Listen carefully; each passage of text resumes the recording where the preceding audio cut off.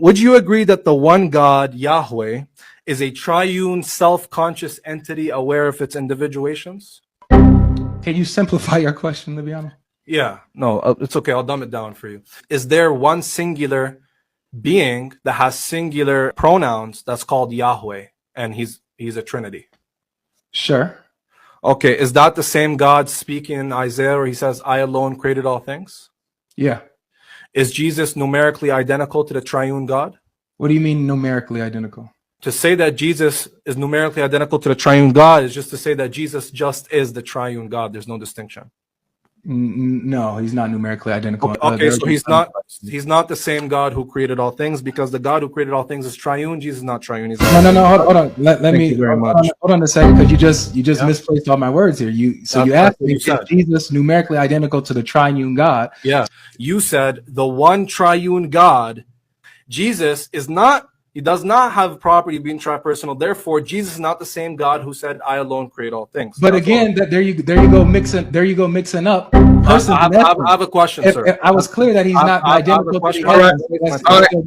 Okay. So I'm gonna pause the time. So there was a back and forth. You said what you said, Avery. He said what he said. If there's a misunderstanding, then we go to the next question. Jesus is Yahweh, who sits on high, who is exalted, and existed as Yahweh before all of creation. If X is the true God, X is the true God if and only if it has the highest authority. Agree or disagree? Can you stop using letters and just, No, that's the argument, sir. For any X, if X is truly God, X must have the highest authority. Do you agree? If X is truly, in what respect? In every respect, truly God. See, again, no. So again, you're conflating theology proper with economy. Let me just break down what this is. Theology proper is intra the Trinity. Give me a second, real quick. I'm gonna pause the time because this isn't answering the question. So go ahead, Avery. This is my response to what he's asking. The question was, X is the true God if and only if it has the highest authority, or can X be truly God and not have the highest authority?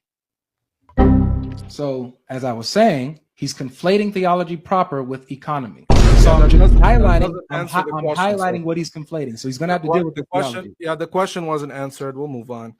Does Jesus get the divine prerogatives to his human nature? So when it says he was given authority, and he was given authority to judge, and he was given authority to give eternal life, is this given to the human nature or the divine nature?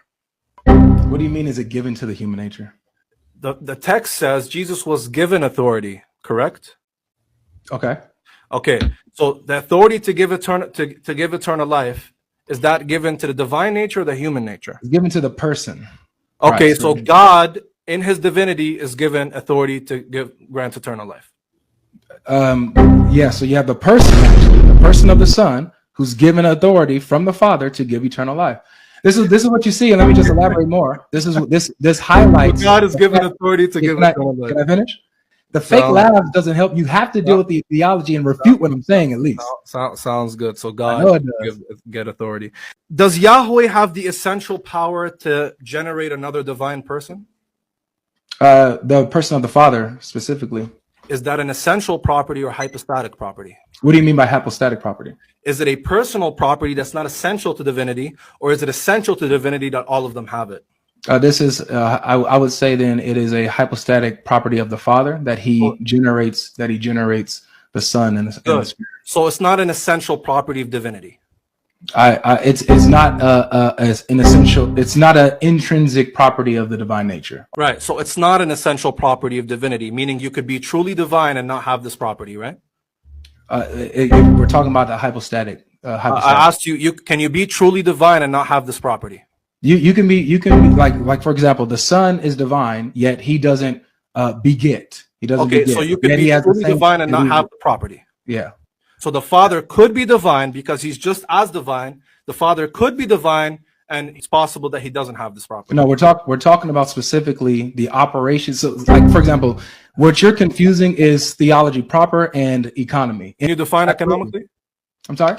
Define economically. So I already did before. So again, when we're talking about the economy of Yahweh, we're talking about him. Justin Martyr literally argues that Jesus is the Lord of hosts. Is the Lord of hosts, is God before all creation. What are we talking about? Justin Martyr is an ex-Platonist. He was a Platonist and he became a Christian. And so he says, God the Father can't come on earth. He's too great.